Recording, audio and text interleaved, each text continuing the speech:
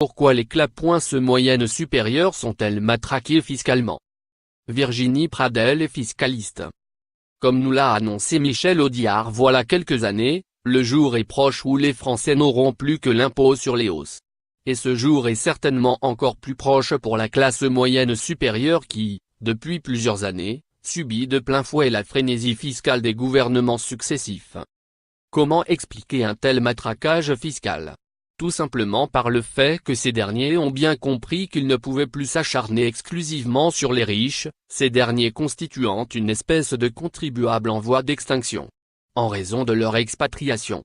Restait et reste donc à dépouiller les classes moyennes supérieures que l'on pourrait schématiquement présenter comme pas assez pauvres pour passer à travers les fourches caudines de notre fiscalité, et pas non plus assez riches pour partir ou investir dans des œuvres d'art défiscalisées, lesquelles demeurent toujours l'apanage des contribuables les plus aisés. Les riches constituent une espèce de contribuables en voie d'extinction. En raison de leur expatriation.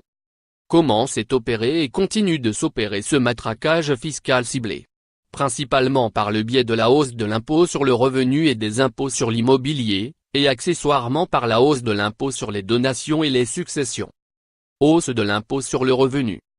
Dès son arrivée en 2012, le précédent gouvernement a augmenté le taux maximal d'imposition de 41% à 45% pour les revenus supérieurs à 150 000 €.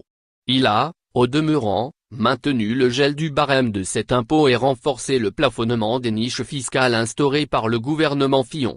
Or ces deux mesures ont eu pour effet d'augmenter sensiblement l'impôt sur le revenu des classes moyennes supérieures, la première en ne prenant pas en compte la hausse de l'inflation, la seconde en limitant le montant des avantages fiscaux, résultant par exemple de l'emploi d'un salarié à domicile, d'un don fait à une association, d'un investissement immobilier ou dans une PME, dont peuvent bénéficier chaque année les ménages pour le calcul de leur impôt. Fixé initialement à 25 000 €, plus 10% du revenu imposable, ce plafonnement a été abaissé en 2012 à seulement 10 000 €. De surcroît, le précédent gouvernement a réduit successivement le plafond du quotient familial à 2 000 € en 2013 et à 500 € en 2014, cette dernière baisse se traduisant pour plus d'1 million de familles par une hausse moyenne d'impôt sur le revenu de 768 €. Pour certaines d'entre elles, la note a toutefois été nettement plus salée.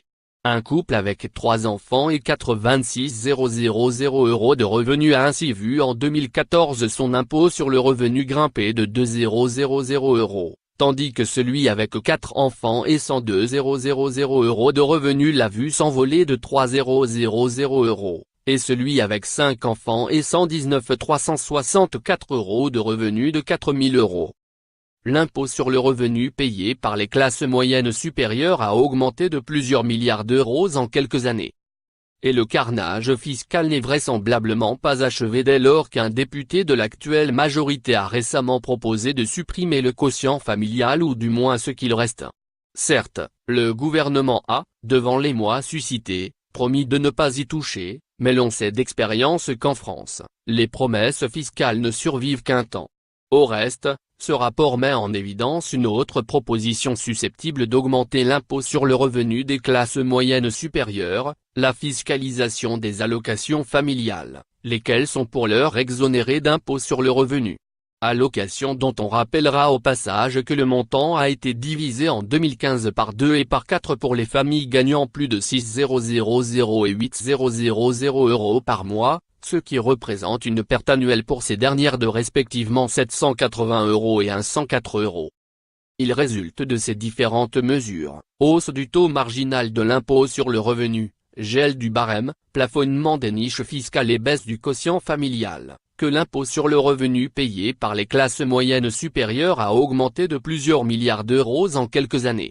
Et qu'on se le dise, celui-ci devrait encore augmenter en 2019 avec la mise en œuvre du prélèvement à la source, dans la mesure où elles ne pourront plus imputer leurs avantages fiscaux avant que ne soit prélevé leur impôt. Hausse des impôts sur l'immobilier. S'ajoute à cela la hausse des impôts pesant sur les biens immobiliers, qui sont toujours l'investissement préféré des classes moyennes supérieures, celles-ci possédant généralement leur résidence principale ainsi qu'une résidence secondaire pour passer leurs vacances ou véhicans. Pas de chance. Le précédent gouvernement a instauré une majoration de la taxe d'habitation, dite surtaxe d'habitation qui s'applique justement aux propriétaires de résidences secondaires. Fixée en 2014 au taux de 20%, cette surtaxe peut dorénavant s'élever jusqu'à 60%. Quant à l'actuel gouvernement, il a annoncé que la suppression de la taxe d'habitation, promise par notre président, ne concernerait pas les propriétaires de résidences secondaires. Ceux-ci resteront donc non seulement soumis à cette taxe mais aussi à sa majoration. Cette suppression ne concernera pas non plus les 20% de Français les plus aisés qui appartiennent à la classe moyenne supérieure. Cette suppression partielle de la taxe d'habitation entraînera pourtant une hausse notable de la taxe foncière due au titre de leur résidence principale et secondaire, d'autant plus importante que celle-ci pourrait à l'avenir être modulée en fonction de leurs revenus. La suppression partielle de la taxe d'habitation entraînera une hausse notable de la taxe foncière. Enfin, les classes moyennes supérieures sont les premières à pâtir de l'instauration de l'impôt sur la fortune immobilière, IFI, en place de l'ancien impôt sur la fortune, ISF. D'une part car elles demeureront lourdement taxées. D'autre part, car elles subiront deux effets pervers liés à ce recentrage de l'impôt sur les seuls biens immobiliers. Le premier étant le risque accru de réévaluation immobilière, et le second, la suppression du dispositif ISFPM, lequel leur permettait jusqu'alors de réduire une partie de cet impôt, dans la limite de 45 000 €, en investissant dans des PME. Hausse de l'impôt sur les donations et les successions. Et pas question enfin de laisser aux classes moyennes supérieures détentrices d'un patrimoine la possibilité de donner ou léguer celui-ci à leurs enfants. Le précédent gouvernement a en effet réduit de plus d'un tiers le montant de l'abattement applicable en cas de donation ou de legs à ces derniers, celui-ci passant de 159 325 € à 100 000 €. Au reste, il a allongé le délai de rappel fiscal délai applicable pour bénéficier à nouveau de cet abattement, de 6 ans à 15 ans et, cerise sur le gâteau, augmenté le taux maximal d'imposition de 40% à 45%. En somme, la classe moyenne supérieure s'est révélée être une cible fiscale de premier choix pour nos derniers gouvernements. Et tout laisse malheureusement à penser qu'elle le restera dans les prochaines années faute de pouvoir optimiser ou s'exiler comme les contribuables les plus aisés.